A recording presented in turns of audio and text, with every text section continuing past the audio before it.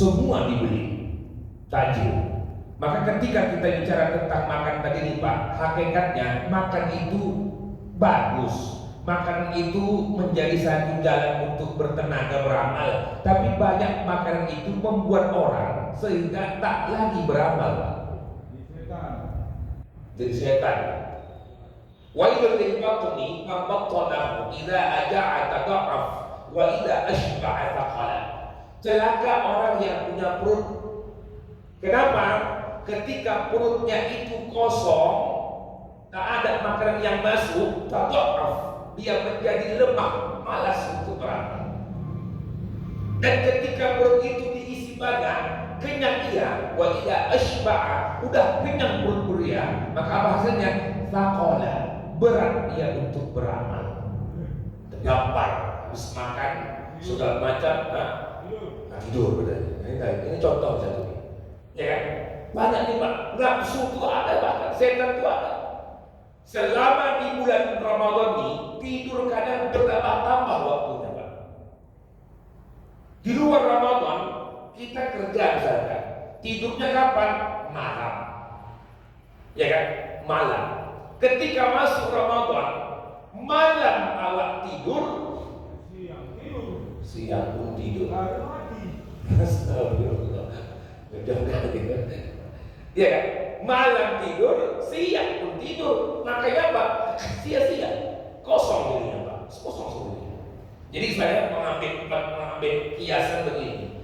Kalau ketika berada di tempat yang mulia tadi, di Masjidil Haram, kita kan sungguh-sungguh tuh Pak. Entah karena mahal bayarnya mungkin, tak merugi, ya kan? Tak merugi. Ketika masuk Ramadan ini gratis ya sebenarnya, tak ada yang dibayar Ramadan. Jadi ketika berada di tempat yang mulia, 5 waktu awak ke masjid. Bahkan kadang kata tak mau pulang awak balik ke hotel. Antara maghrib ke isya tetap di Masjidil Haram, di masjid maksudnya. Antara waktu subuh sampai masuk waktu duha, awak di masjid. Kadang ada kadang dari waktu zuhur ke sampai waktu asar dalam masjid beramal dia. Kenapa? Di tempat yang mulia. Tapi ada orang yang kadang mohon maaf di waktu yang mulia ini tak seperti itu. Kenapa? Lemah imannya. Di sana berangkat cuma 12 hari, cuma pakai 10 hari. Di sana berangkat pakai dana yang besar. Masuk bulan suci Ramadan seakan-akan karena mungkin Allah kasih gratis, seakan-akan tak ada beban ruginya, sehingga tak ada semangatnya untuk lebih baik beramal di waktu yang mulia ini. Jadi ini pesan yang pertama, bahwa selain daripada bulan waktunya, apalagi di mana pada bulan Ramadan ini ada kemuliaan syariat tersebut yang harus dikerjakan, yang harus diperbuat. Jadi orang yang dia memahamkan bahwa puasa itu satu nikmat yang besar, dia tak ingin Pak, dia tak ingin Ramadan tahun ini sama saja dengan yang lalu. Ini masih tanggal nih Pak.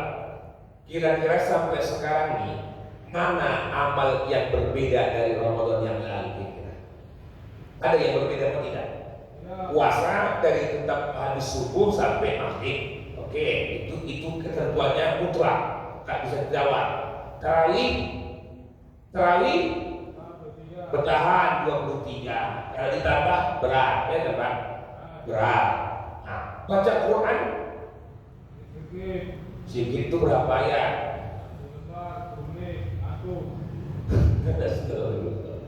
Bahkan nih Pak kan, saya punya jamaah daerah Johor, itu jamaah yang paling banyak yang saya jumpai menghatamkan Al-Quran kala saya Pak. Selama Ramadan dia menghatamkan Al-Quran 27 kali khatam. Ada di sini. Selama Ramadan dia 27 khatam. Usianya udah 80 tahun lebih. Alhamdulillah. Bahkan kita kalau dikaitkan dengan diri kita masing-masing, amal kita ini ala kadarnya kawan kita. Zikir kita pun masih sembarangan, masih sekadar hanya untuk sholat, habis sholat aja selesai. Setelah itu kurang. Apalagi tak bisa beramal awak secara dari sisi fisik, minimal dari harta benda. Harta itu ada, rezeki itu ada Pak.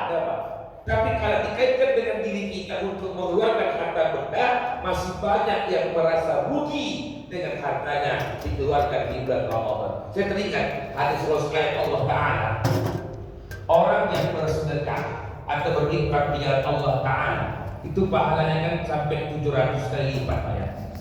10 ribu yang awak kasih, ya kan, 10 ribu yang kita kasih kali 700 berapa tuh?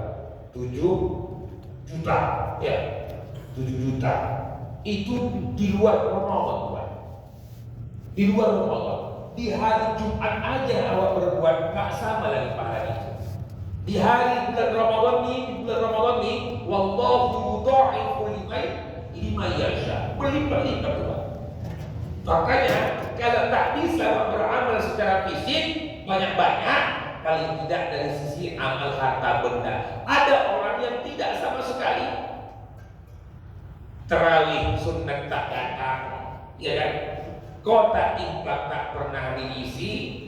Masuk bulan Ramadan tak ada yang berubah. Inilah kerugian di antara kita yang tidak mengetahui makna Ramadan. Jadi kita nih Pak, kalau tak ditajdid, tidak memperbaharui pemahaman kita tentang berpuasa nih, jadi tak ada yang berbeda dan tak tahu pula kita Pak, mana puasa kita yang pasti diterima Allah. Mungkin ada yang di sini puasa sudah 2 tahun, ada yang puasa belasan tahun. Kira-kira sudah ada tanda-tanda puasa kita diterima Allah Ta'ala. Nah, salah satu tanda-tanda puasanya yang diterima Allah Ta'ala, dia ketagihan berpuasa Pak. Dia ketagihan berpuasa. Habis Ramadan 1 hari tak puasa, hari raya Idul Fitri, karena haram di situ puasa. Lebih dari itu terus dia berpuasa sampai nanti setelah habis bulan Syawal atau sebelum habis bulan Syawal, Senin Kamis dia puasa. Apalagi puasa hari Sabtu dia, puasa daun dia. Ada nggak begitu kita Pak? Jangan-jangan kadang ada orang yang hanya kenal puasa itu kalau tak masuk Ramadan tak pernah dia puasa. Nah, ini orang yang mungkin jauh daripada kita ya Pak. Oh, alhamdulillah. Artinya apa? Orang yang ketika merasakan indahnya, nikmatnya puasa itu ada tanda merasakan lezatnya berpuasa. Orang yang merasakan lezatnya berpuasa timbul rakusnya untuk berpuasa. Orang yang mendapatkan rakusnya berpuasa, tanda amalnya diterima Allah Subhanahu wa Ta'ala. Man wajada thamaratu amalihi ajilan wa huwa dalilun ala qubuli amalihi ajilan. Orang yang mendapatkan asarnya itu tadi nikmat rasanya puasa, indah rasanya puasa. Ini karena tidak ada orang berpuasa kalau tak bulan Ramadan tak pernah puasa. Kalau karena tak disuruh dokter untuk operasi misalkan, tak mau dia puasa. Nah, ini orang-orang yang tidak mendapatkan makbul dari ibadah yang dikerjakan. Wallahu a'lam. Poin terakhir, Allah katakan dengan ucapan la'allakum tattaqun. Jadi dalam bahasa Indonesia diartikan semoga, agar menjadi orang bertakwa. Pemahaman agar itu salah sebenarnya. Kalimat la'allakum dalam Al-Quran, ketika Allah yang berkata kalam Allah, itu maknanya mutlak, pasti. Bukan maknanya kemungkinan maybe yes bisa terjadi, maybe no bisa tak terjadi. Jadi bahasa agar di situ bukan maknanya agar ada 2 kemungkinan, tidak. Agar itu maknanya apa? Menjadi satu hal yang menjurus kepada nilai ketakwaan. Itu maknanya. Jangan diartikan. Saya sering dengar Ustaz mengatakan, ada orang, ya ayyuhalladzina amanu, Ustaz mengatakan begitu, orang yang beriman kemudian dia mengerjakan puasa, belum tentu dia bertakwa. Kata begitu pahamnya. La'alla di situ dengan makna apa? Arahan untuk sampai kepada nilai tersebut, ketakwaan pada Allah. Jadi la'alla supaya bertakwa, dan bertakwa yang dituntut di situ bentuknya fi'il mudhari, halan wastiqbalan. Hari ini, saat ini dia beramal bertakwa pada Allah, seterusnya pun dia bertakwa. Siapa itu? Mereka yang betul dalam ibadah puasanya. Kita dikenal banyak yang tak betul puasanya Pak. Jadi karena kita tak betul puasanya, habis puasa balik lagi buat dosa. Jangankan habis puasa, habis azan maghrib balik lagi setannya. Ada orang begitu, Pak. Awas kau nanti malam ya. Sekarang tak boleh karena aku dalam keadaan puasa, tak boleh aku memfitnah kau, tak boleh aku menghibah kau. Tar, tunggu aku azan maghrib nanti. Wajar kau nanti. Nah, ini maknanya apa? Orang yang tak menikmati ibadah tadi. Jadi kita nih Pak, kalau memang merasakan betul dengan keimanan, pasti Allah bilang, pasti bertakwa. Apa makna ketakwaan itu? Ringkasnya satu aja. Bagaimana kita supaya menyelamatkan diri dari api neraka? Itu tujuan takwa. Karena ada orang mengatakan takwa itu menjalankan perintah Allah, apalagi sebaliknya meninggalkan larangan Allah. Itu kaji anak-anak bagi takwa tadi. Kalau betul dia kajinya bertakwa pada Allah, apapun jalannya supaya tidak campak nanti dirinya dalam neraka Allah Ta'ala. Jadi kalau orang yang memahamkan seperti itu, jangankan memikirkan untuk kebaikan, yang perlu dipikirkan dosanya dulu, Pak. Ya kan? Karena ada orang kadang memahamkan, kalau bicara takwa nih, orang memahamkan perintah Allah dulu, tunggu dulu. Pada asalnya Pak, berkait dengan takwa ini, timbulkan dulu rasa takut kepada Allah Ta'ala. Kenapa demikian? Karena tujuan akhir kita surga Allah. Tapi sebelum sampai ke surga Allah, ada tantangan kita masuk tidak dalam neraka Allah. Ada tantangan ke situ. Masuknya kita dalam surga Allah langsung atau terlambat masuk surga. Dalam pada kajian kita dahulu pernah saya katakan, dalam surah Al-Kahfi Allah tantang orang Yahudi. Kalau memang dia mengatakan dirinya masuk surga, apa tanda-tandanya? Orang yang mati, orang yang mengharapkan mati lebih awal, orang yang pengen cepat-cepat mati saat ini, itu tanda-tanda orang yang masuk dalam surga Allah Ta'ala. Tapi matinya bukan karena banyak masalah.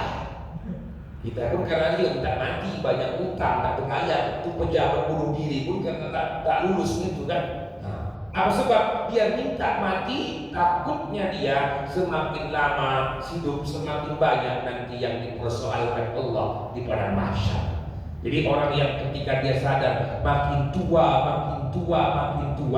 belum tentu itu menjadi kesempatan. Entah-entah itu menjadi bahan nantinya untuk memperlambat dirinya masuk surga, dikumpulkan di padang mahsyar, ataukah dicampakkan dulu dia ke dalam neraka Allah. Na'udzubillah, summa na'udzubillah. Jadi dalam ayat berkait dengan puasa nih Pak, ada setidaknya nilai yang kita inginkan perubahan bagi diri kita.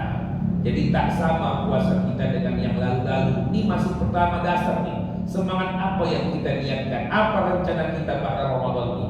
Jangan Ramadan ini rencana waktu tak ada kosong. Masuk masjid, tarawih, hanya sholat 5 waktu di masjid.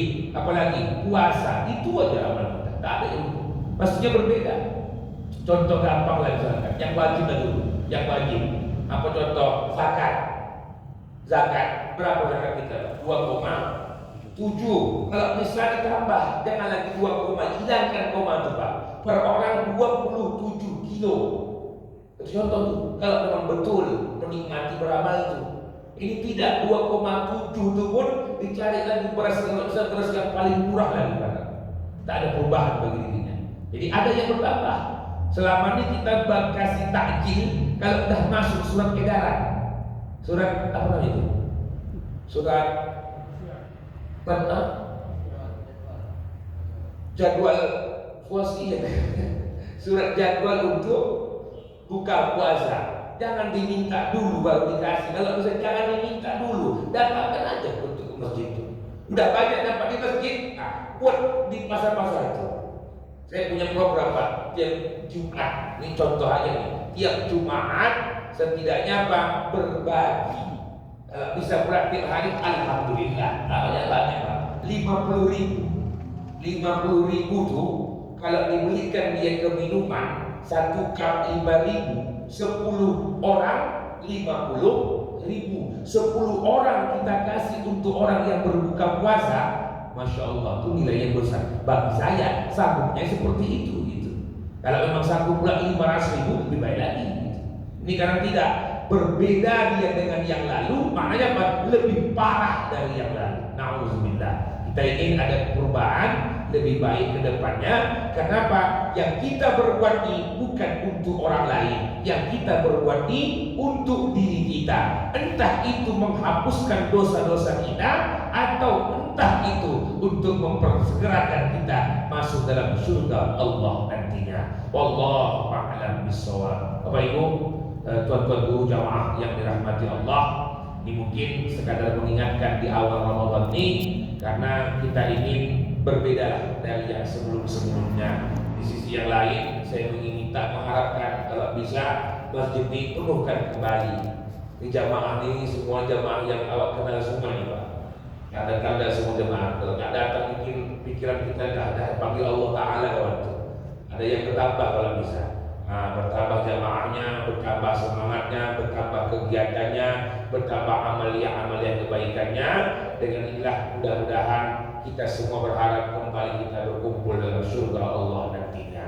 Tuan-tuan guru, bapak, ibu, jamaah yang dirahmati Allah, ini terkait dengan tausiah kita pagi hari ini. Tak panjang, namun kalau ada hal yang ingin ditanyakan silahkan, ada yang ingin kita diskusikan. Wallahu a'lam bishawab. Ada Pak Bu?